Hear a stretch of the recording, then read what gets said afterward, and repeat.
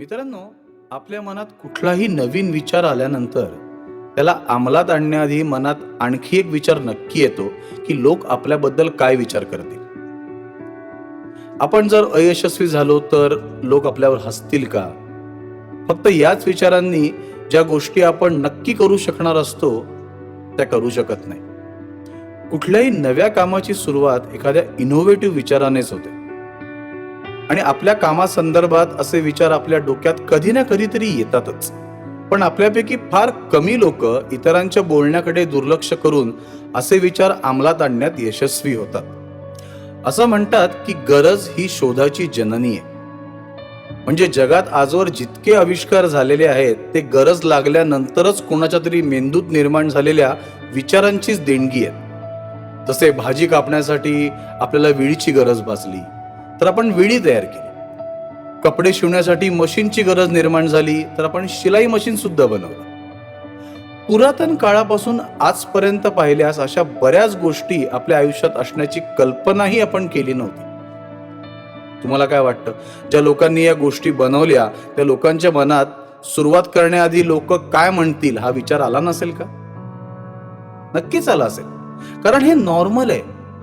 आणि कुठलंही काम सुरू करण्यापूर्वी माणसाला अपयशी होण्याची भीती वाटते आणि मग ही भीतीच त्याला सुरुवात करण्यापासून थांबवते.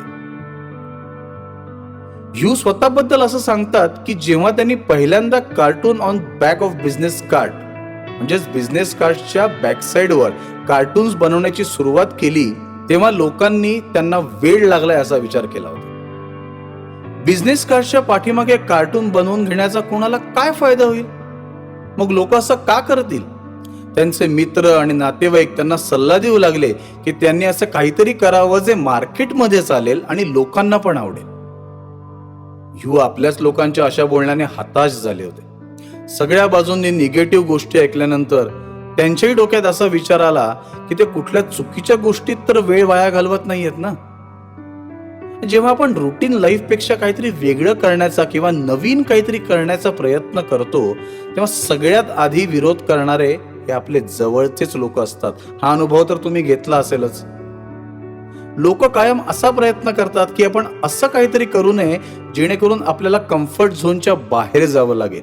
याच गोष्टी ऐकून आपण भांबावून जातो आणि मग आपल्या विचारांची दिशा बदलू लागते. हाच तो क्षण असतो जेव्हा आपण असा एखादा निर्णय घेतो त्याने आपलं आयुष्य बदलून जातं किंवा मग आपल्याला नाईलाजाने कम्फर्ट झोन मध्येच राहावं लागतं.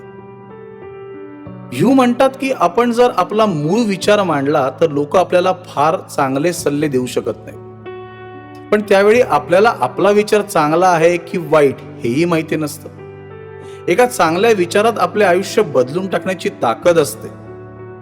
आपले नातेवाईक मित्रमंडळी आपल्यावर कितीही प्रेम करत असतील पण त्यांना वाटत असेल की आपण बदलू नये तर आपण बदललो तर त्यांचे आपल्याबद्दलचे विचारही बदलतात. कोणतीही व्यक्ती एखाद्याला जसे आहेत तसेच पसंत करू शकते. त्यामुळे आपण आपल्या नातेवाईकांना आवडतो.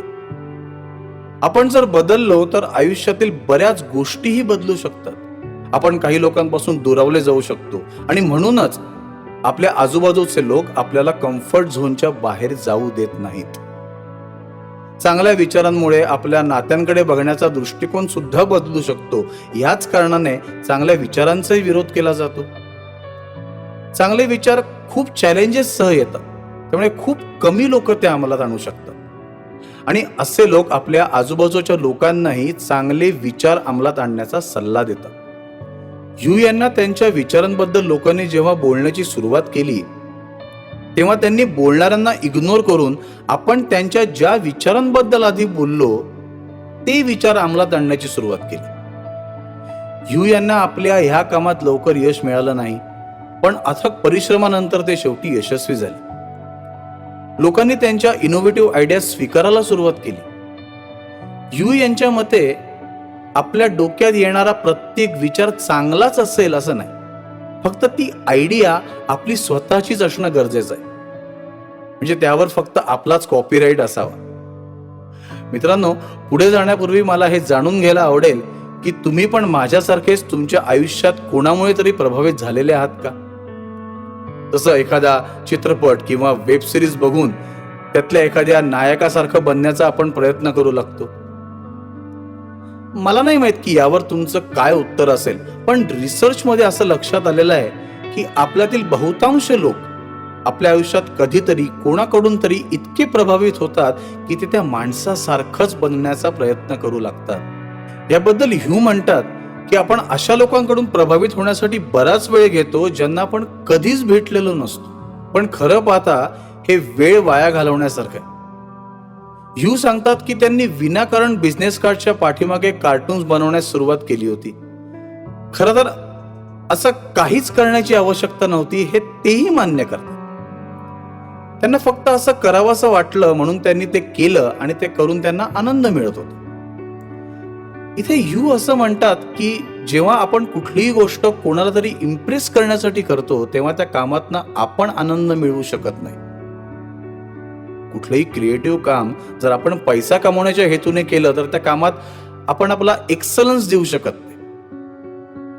ह्यू यांनी जेव्हा बिझनेस कार्ड्स कार्टून्स बनवण्याची सुरुवात केली तेव्हा त्यातून पैसा कमवणं हे त्यांचं ध्येय नव्हतंच. ते असं म्हणतात की आयुष्यात बदल घडवून आणताना खूप अपेक्षा नसणं अत्यंत गरजेचं आहे. महत्वाकांक्षेने खूप दबाव निर्माण होतो आणि त्यातून आलेल्या ताणतणावामुळे क्रिएटिव्ह काम नीट केलं जात नाही.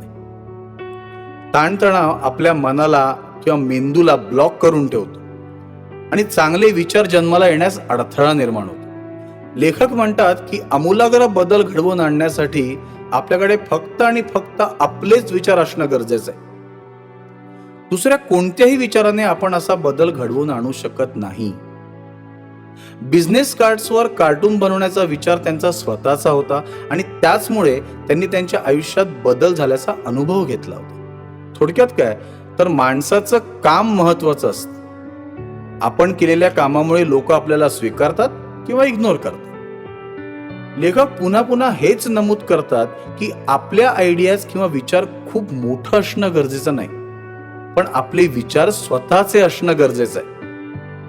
आपल्या आयडियाज किंवा विचार जितके युनिक असतील तितकेच आपल्याला आपल्या कामात स्वातंत्र्य मिळेल. अशा प्रकारे आपण जाणून घेतलं की एक विचार कसं आपलं आयुष्य बदलू शकतो.